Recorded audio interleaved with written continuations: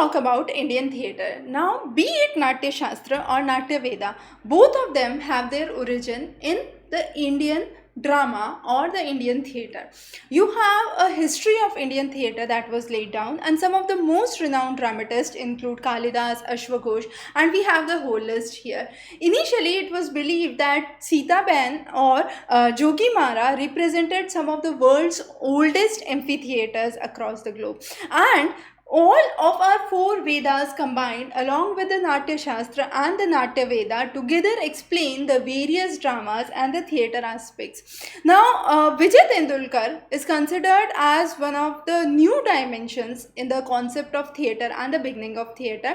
If we talk about the regional aspect of development of theatre in India, we have the modern Kannada theatres that developed, which started back in 1918s, and then we had the Tamil theatre that came up, the Bengali theatre that came up. You had the Parsi theatre, which has its origin much before the Kannada theatre back in 1850s, somewhere around 1850s, and that Parsi theatre was located mainly in the regions of present-day Mumbai. Now, besides this, you have state academies that have started work on the theatre aspects. Now, this Indian theatre could be classified under 5 basic aspects. The first is the Indian dance drama. The details of the dance drama and the classical dance forms we have already discussed in our separate lecture on dance. Then you have the traditional Indian theatre, which includes the folk cultures. Now, these folk cultures includes Jatra, Ras Leela. So, all of those again discussed under the folk theatre culture in India. The folk theatre culture is a separate aspect where we either talk about the rituals or the aspects of entertainment of theatre. The next is the puppet theatre, which we have covered in a separate lecture on puppet theatres, which includes the types of puppets, be it the string puppet, the glove puppet, or the rod puppet. Then you have the modern Indian theatre, which either include the experimental theatre or the amateur theatres. And finally, the Indian street theatre, which is also known as the Nukkad Natak, which focuses on the daily lives and the daily aspects of a common man. So those are the 5 basic forms of Indian theatre that are present, that we can broadly classify. But what we would be discussing today is the most important aspect, the origin we would say, and that is the classical Sanskrit theatre. Now, this classical Sanskrit theatre was a form of theatre that began as a narrative art. So, it was narration of stories and narration of thoughts, which include music, dance and drama together under one head, and this was the most common form of the classical Sanskrit theatre that existed. So, recitation, music and kind of dance was amalgamated together to bring in the performances. Now, if we focus on the ancient Indian theatres, we could explicitly classify this under 2 heads. The first is the Lokadharmi.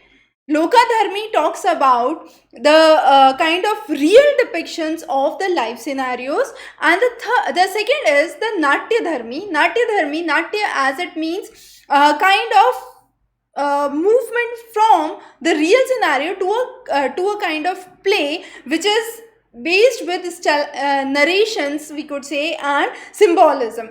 So that is where a kind of act is introduced. So it's either Natyadharmi or Lokdharmi. Lokdharmi depicts the real life situations, which is much more part of the Nukkad Nataks, we could say.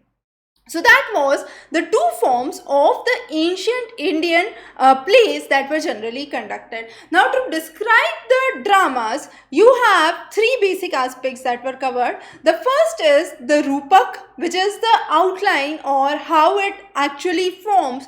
So that is what is Rupak. The next is the Drishya Kavya. Kavya means poem, Drishya means the scene. So depicting the scene in a poetic manner, so it is Drishya Kavya.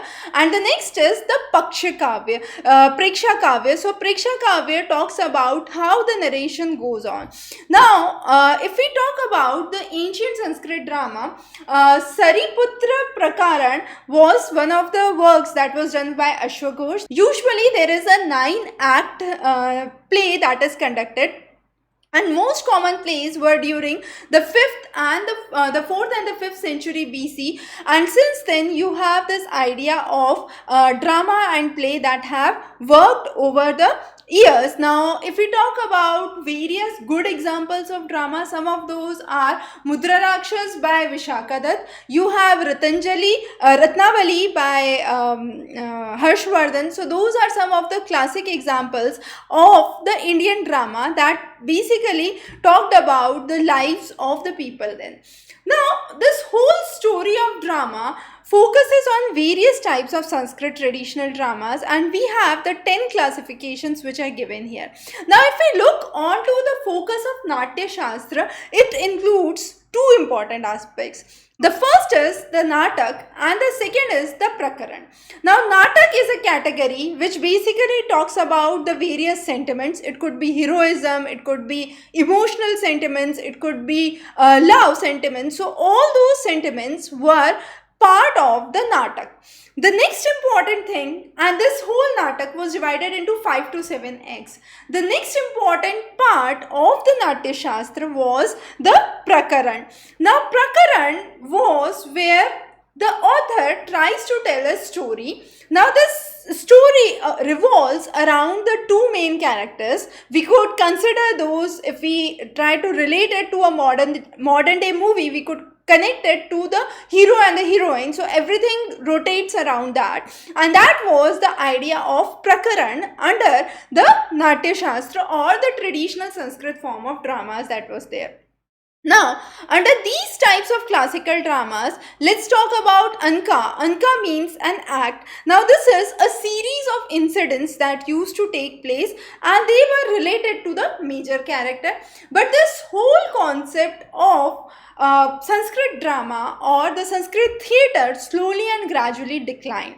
There were some major reasons attributed to it. The first most important reason was the Muslim invasion, and with this advent of the Mughal invasion in India, you had the traditional Sanskrit theatre that received a setback. The second important aspect was a high orthodox character that was seen in the theatre. So it was restricted to a specific segment of the people, and therefore it could not be popular among the masses. The third important part of the decline of Sanskrit drama was attributed to the dramatists moving from the drama to poetry. So there was a transition from the drama to poetry, and that led to the decline of the Sanskrit dramas. And finally, because of the orthodox nature, it started to lose popularity among the masses. The next important thing that we would understand today is the oldest surviving theatre in India. So Kothiyattam or Kudiyattam, as it is called as, it is the oldest surviving theatre in India. It is surviving since the 10th century AD, and this adheres completely to the rules laid down under Natya Shastra. The performance is done in Sanskrit, Prakrit, Malayalam, and then you have musical backgrounds from Idakka and Mizavu, that is part of it. So that is the basic character of Kotiyattam.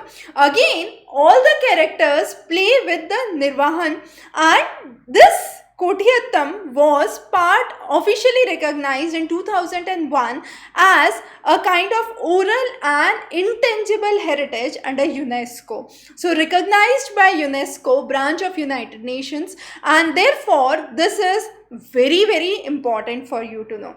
In the next subsequent lectures, we would be talking about the Indian folk theatres and the various forms of Indian folk theatres popular in the various states across India. So stay tuned for more updates on Indian art and culture.